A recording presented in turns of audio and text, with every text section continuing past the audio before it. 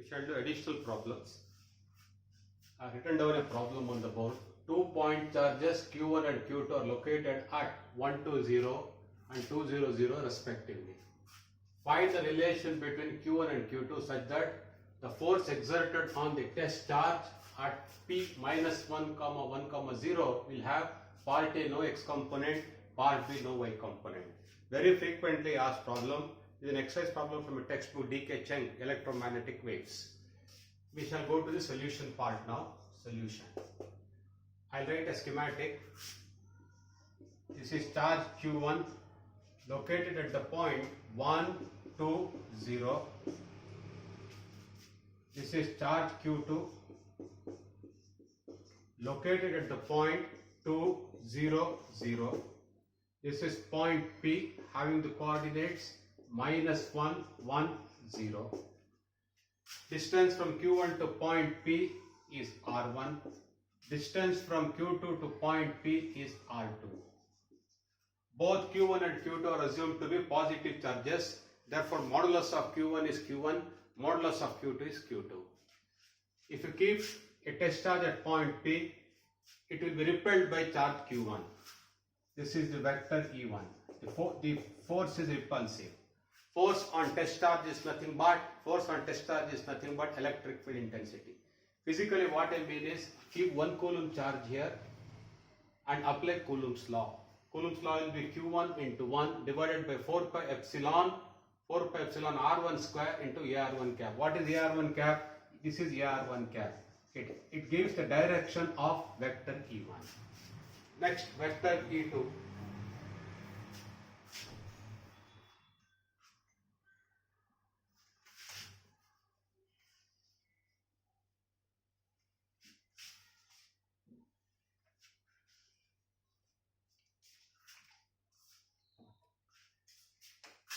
Again, apply Coulomb's law. We have got unit positive charge over here. Q2 is here.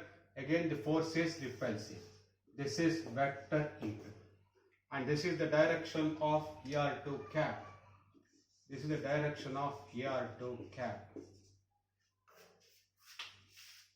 Now we'll apply principle of superposition. That means we'll find E1, we'll find E2, add them to get the resultant electric field intensity at point P. See, the electric field intensity at point P due to the charges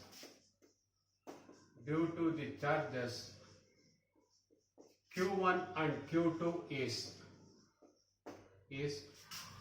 vector E is equal to vector E1 plus vector E2 equals Q1 divided by 4 pi epsilon R1 square into AR1 cap.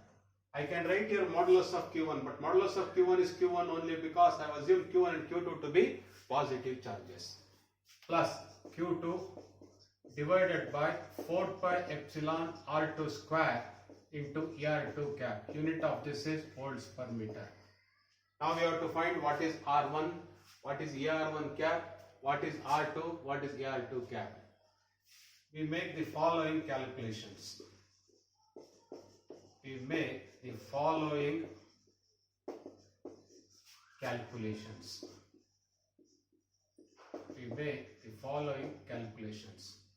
What is vector R1? Vector R1 is equal to, now look at the direction of E1.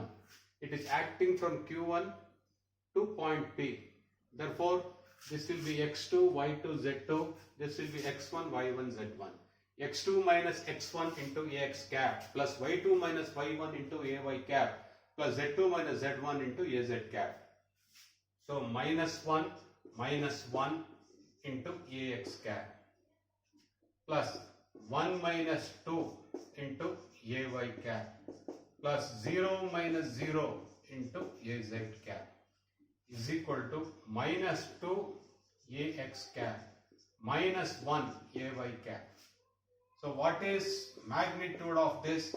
Magnitude of this vector is square root of minus 2 whole square plus minus 1 whole square is equal to root of 5.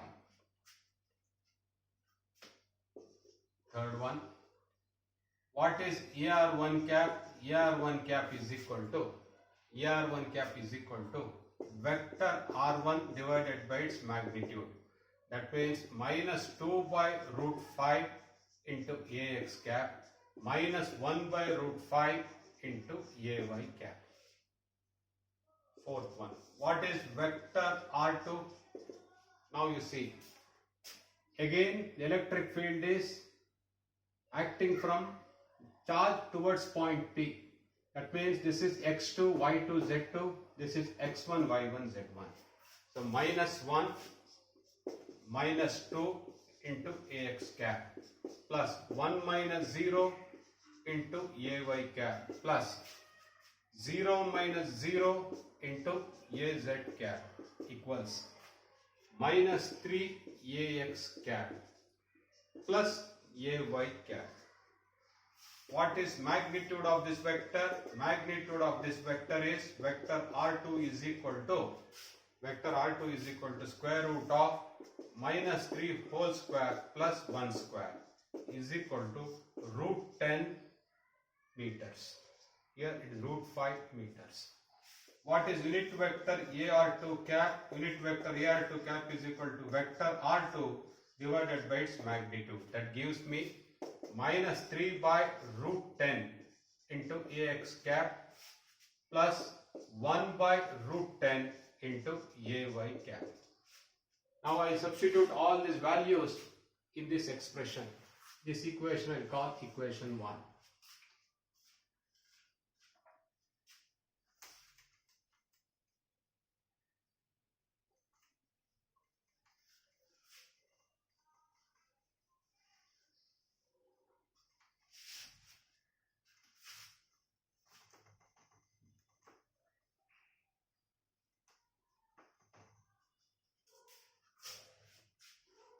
Hence, equation 1 becomes vector E is equal to Q1 divided by 4 pi epsilon R1 square means root of 5 square means 5 into unit vector. What is unit vector R1 cap? Minus 2 by root 5 into AX cap minus 1 by root 5 into AY cap plus Q2 divided by 4 pi epsilon into R2 square means root of 10 square means 10 into unit vector. Unit vector is minus 3 by root 10 into AX cap plus 1 by root 10 into AY cap.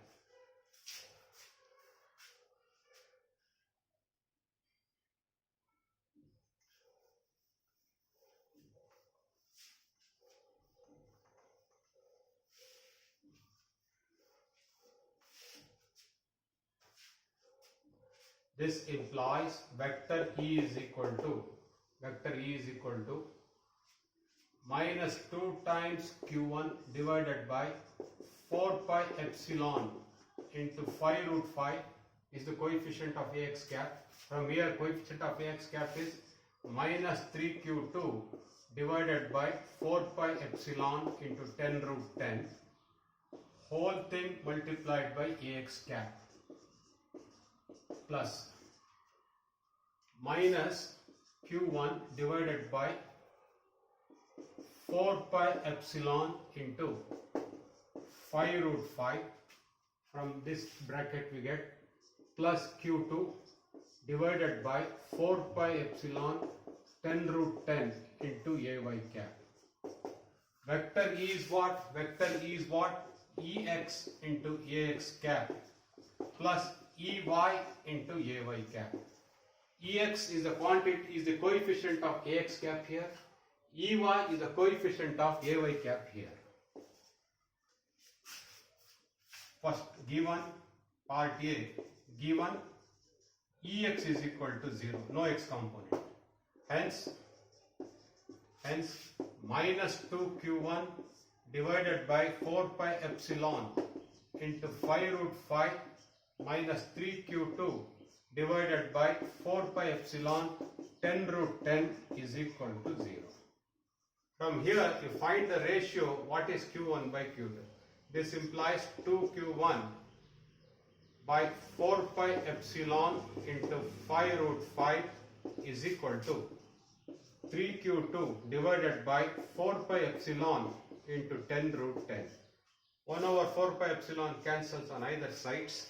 If you simplify this, you get Q1 by Q2 is equal to minus 3 divided by 4 into root 2. Is the rate when Q1 by Q2 is minus 3 divided by 4 into root 2, Ex will be 0. So minus. Next part.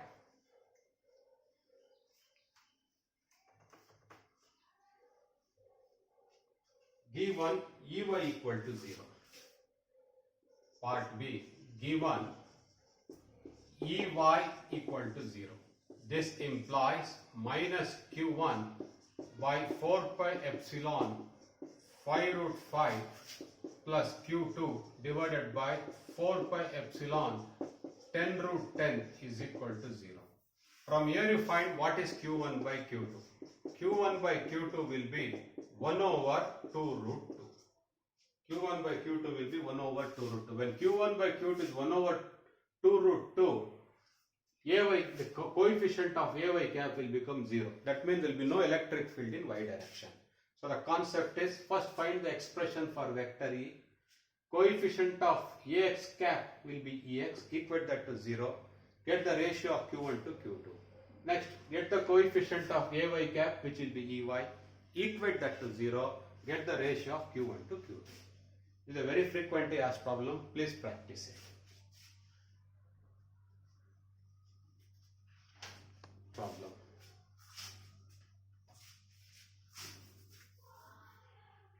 Two very small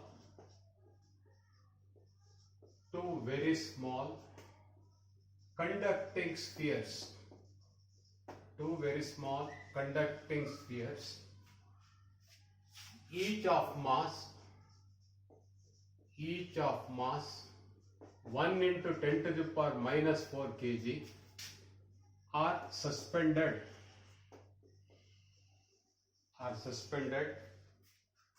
at a common point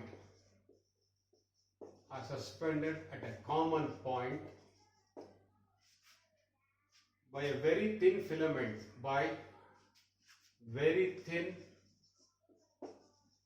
filaments of length equal to 0.2 meters. A charge of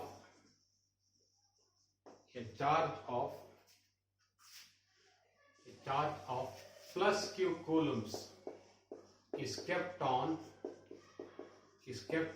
each sphere.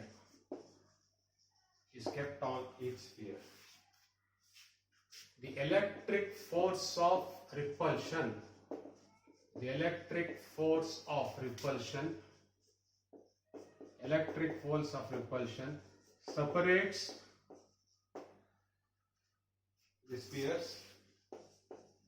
separates the spheres,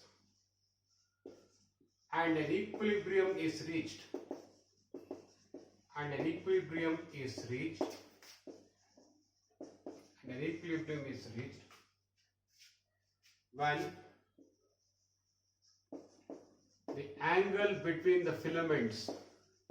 when the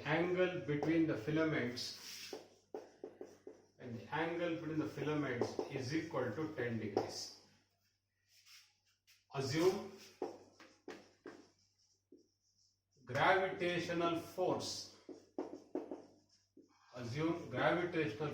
equal to 9.1 newtons per kg, 9.8 newtons per kg, and negligible mass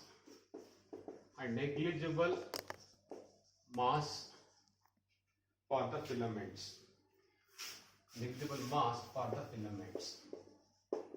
Very conceptual problem, very important problem. Let me read out. Two very small conducting spheres, each of mass 1 into 10 to the power minus 4 kg, are suspended at a common point by very thin filaments of length equal to 0.2 meters. A charge of plus q coulombs is kept on each sphere. The electric force of repulsion separates the spheres and an equilibrium is reached when the angle between the filaments is equal to 10 degrees. Assume gravitational force is equal to 9.8 newtons per kg and negligible mass for the filaments. Now let me put a sketch to understand the statement of the problem. This is the common point from where the two spheres are suspended.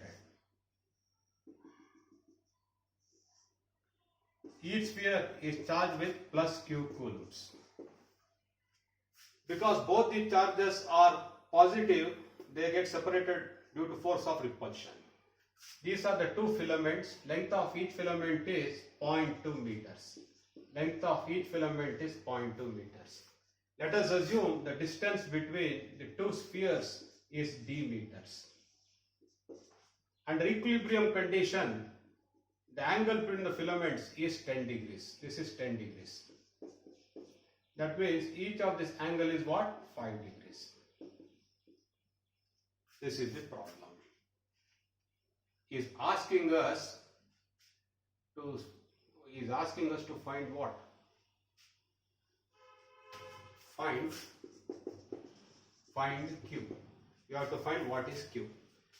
So please note that under equilibrium condition, the resultant force of electrostatic force and gravitational force will be along the filament.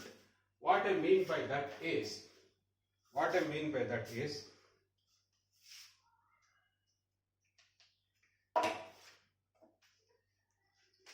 this is the resultant force. The resultant force will be along the filament, and this is the resultant of electrostatic force Fe and gravitational force Fg. What is electrostatic force Fe? Q into Q divided by 4 pi epsilon d square. What is Fe? Fe is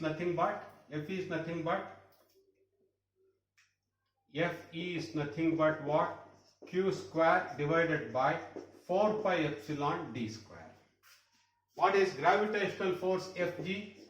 M into G, mass into gravity. Mass is 1 into 10 to the power minus 4 kg. G is 9.8 newtons per kg. This angle also is 5 degrees. This is the problem. This is the common point from where two conducting spheres are suspended.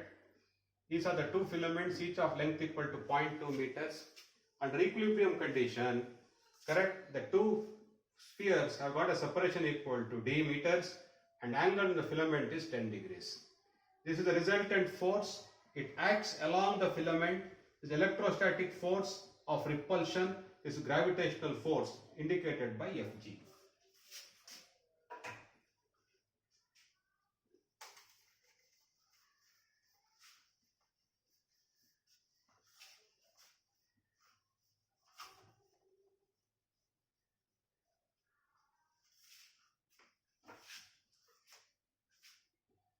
Under equilibrium condition,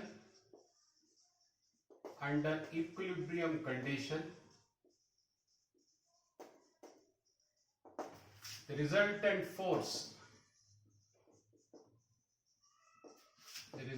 force acts along the filament.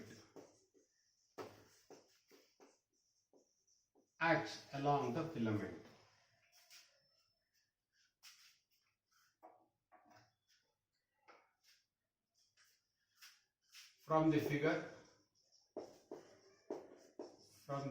what is tan 5 degrees? Tan 5 degrees is what? Tan 5 degrees is opposite side is Fe, adjacent side Fg. Fe divided by Fg. This implies tan 5 degrees is equal to what is Fe? Fe is Q square divided by 4 pi epsilon d square. What is d? D is nothing but from this figure 0.2 into sine 5 degrees multiplied by 2. This length is what? 0.2 into sine 5. This length and this length are equal, therefore I multiply the result by 2. So it is D square. D square is what? 0.2 into sine 5 degrees into 2 whole square. Apply this formula. Fe is equal to Q square by 4 pi epsilon D square. D is nothing but 0. Sine 5 into 2 divided by Fg. Fg is what? M into G. What is M? M is given as 1 into 10 to the power. M is given as 1 into 10 to the power minus 4 kg. G is given as 9.8 newtons per kg. In this equation, Q is the only unknown. You know what is epsilon? What is epsilon? Epsilon naught into epsilon R. When R is not given, we'll assume it as 1. So we assume epsilon R equal to 1. So in this equation, only unknown is Q. Solve for Q. If you solve for Q, the answer is solving. Q is equal to 3.4 nanocoulombs. 3.4 nanocoulombs. In this equation, everything is known to you except what is Q. Epsilon is epsilon naught into epsilon R. Epsilon R is assumed to be 1. Epsilon naught is 8.854 into 10 to the power minus 12. M is 1 into 10 to the power minus 4 kg. G is 9.8 newtons per kg. Solve for Q, you will get the answer 3.4 nanocoulombs.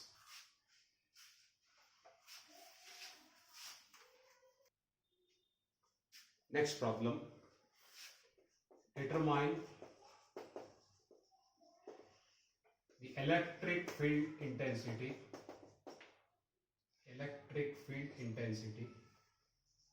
on the axis of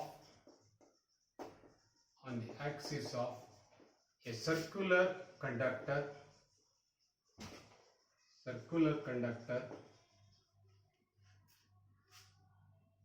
of radius equal to A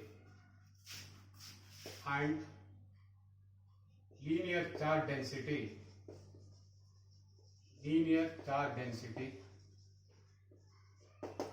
rho L equal to linear charge density rho L coulombs per meter.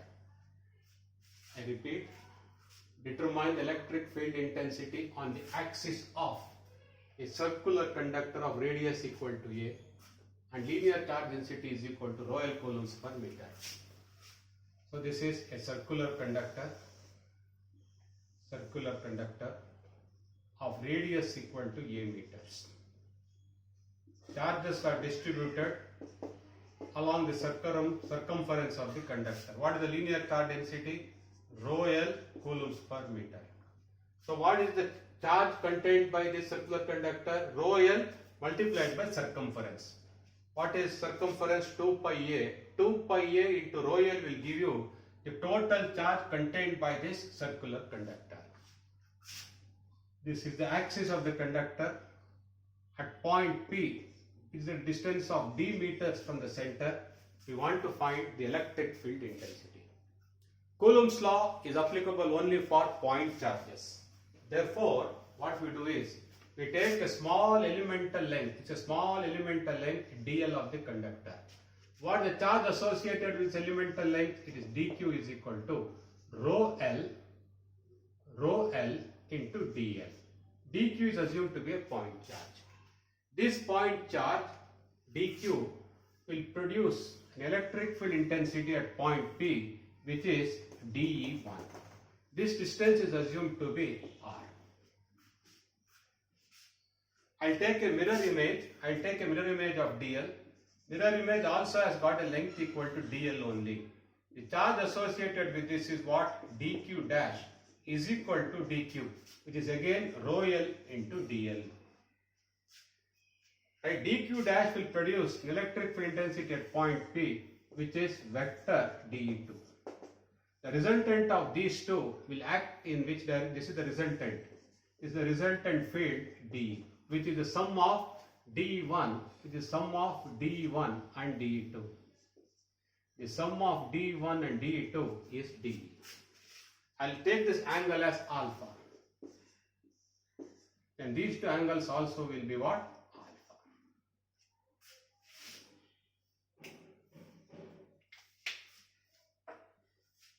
So what I have done?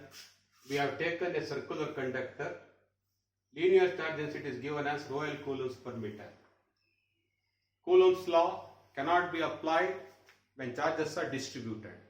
In other words, Coulomb's law is applicable only when charges are concentrated or only for point charges.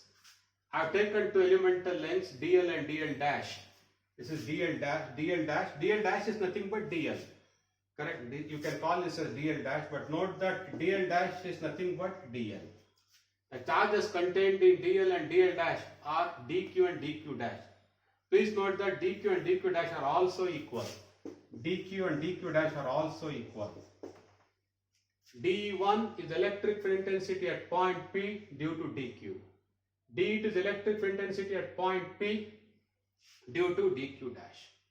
Correct? We add D1 and D2. When you add D1 and D2, vertical components cancel out, horizontal components add in the horizontal direction. So I am going to write now the electric. I will take this to be 1 minute. At the point of interest, I will construct x-axis and y-axis. What I mean is, this is y-axis and this is x-axis. 1 minute. This is x-axis.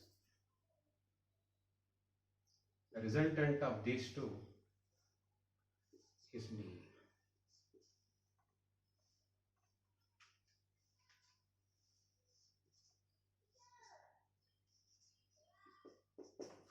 What I have done is, at the point of interest, I have constructed x-axis and y-axis.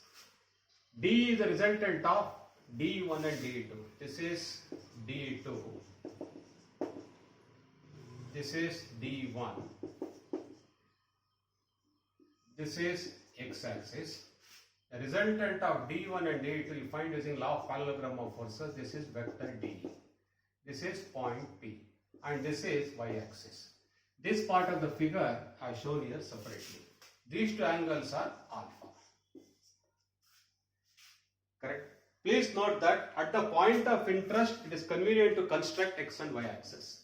No hard and fast rule, it should be at point P only. It could be at point O also. Choice is yours. Normally, I consider x and y axis at the point of interest, which is P.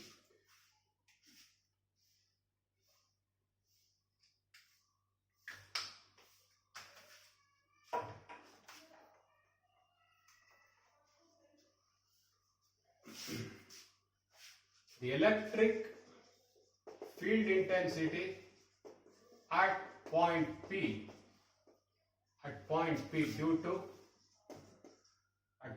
due to charges dq and dq dash simultaneously. dq and dq dash simultaneously is vector d is equal to vector d1 plus vector d2. What is vector d1? Apply Coulomb's law. It is what? dq divided by 4 pi epsilon r square. When you resolve d1 and d2 into horizontal and vertical components will get cancelled out, horizontal components will add. Therefore, it is dq by 4 pi epsilon r square is the magnitude of d1 and d2. Multiply that by cos alpha. If you multiply by cos alpha, you get the respective horizontal components. Multiply by 2 because the horizontal components are getting added. The horizontal components are acting along x direction. Therefore, we put the unit vector ax cap. So this becomes dq cos alpha divided by 2 pi epsilon r square into unit vector ax cap. What is dq? dq is what? Rho L into dl divided by 2 pi epsilon. What is r square from this figure? What is r square? Square root of a square plus d square. Let it be there, r square. What is cos alpha? What is cos alpha? Cos alpha from the figure is what? D by r into ax cap. Also, what is r? Square root of Pythagoras rule, a square plus d square. So r is a square plus d square. So this becomes what now? Hence, vector dE is equal to d into dl into rho l divided by 2 pi epsilon r square, and that's r cube. Substitute r is equal to a square plus d square, so that you get a square plus d square to the power 3 by 2 into unit vector ax cap. This is electric field intensity at point P due to charges dq and dq dash simultaneously. d1 plus d2, this expression comes because the magnitude of d1 and d2 is dq by 4 pi epsilon r square. When you multiply by cos alpha, you get the respective horizontal components. Since two horizontal components add, I take this factor 2. I put unit vector ax cap because the horizontal component is acting along x direction. Then what I have done, cos alpha, I have written it as d divided by r. Once you write that, r square into r becomes r cube. Then I replace r by root of a square plus d square. This relation comes because of Pythagoras rule. We have a right angle triangle having sides a and d. So what is r? Root of a square plus d square.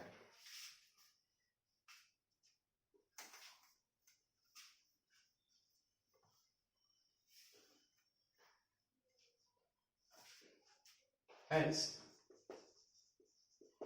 the total electric field intensity at point P is vector E is equal to, take the summation of dl.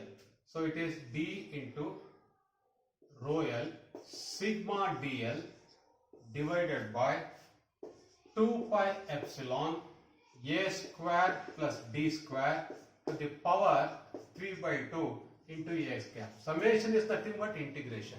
What is sigma dl? If you keep adding these elemental lengths, you should get the complete circumference. Since I have taken dl and its mirror image, you must not take full circumference. You should take half the circumference. Earlier, when we did infinite line conductor, we did not integrate from minus infinity to plus infinity. We integrated only over half of the conductor. Same logic here also. When you keep adding dl's, you will get total circumference. Since you have taken dl and dl dash being the mirror image of dl, you should take only half the circumference. What is the half the circumference? Nothing but pi a. So this becomes d into rho l multiplied by pi a divided by 2 pi epsilon a square plus d square to the power 3 by 2 into unit vector x cap. I'll multiply numerator by 2 and denominator by 2. When I do that, I get rho l into d, rho l into, 1 minute, I get rho l into 2 pi a multiplied by d. What I have done? I have multiplied numerator by 2, denominator by 2. So I get this expression 4 pi epsilon a square plus d square to the power 3 by 2 into ax cap. What is rho l? Rho l is what? Linear charge density. What is units? Coulombs per meter. What is 2 pi a? Circumference of the circular conductor. When you multiply rho l by 2 pi a, you get the total charge contained by the circular conductor equals q into d divided by 4 pi epsilon a square plus d square to the power 3 by 2 into ax cap, where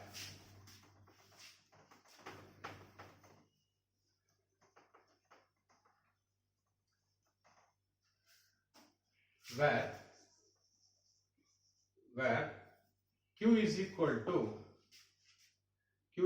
to rho l into 2 pi a gives the total charge present on the circular conductor. present on the circular conductor. Very important derivation. So in this problem, instead of doing integration, I have done summation because integration and summation physically mean the same. Thank you.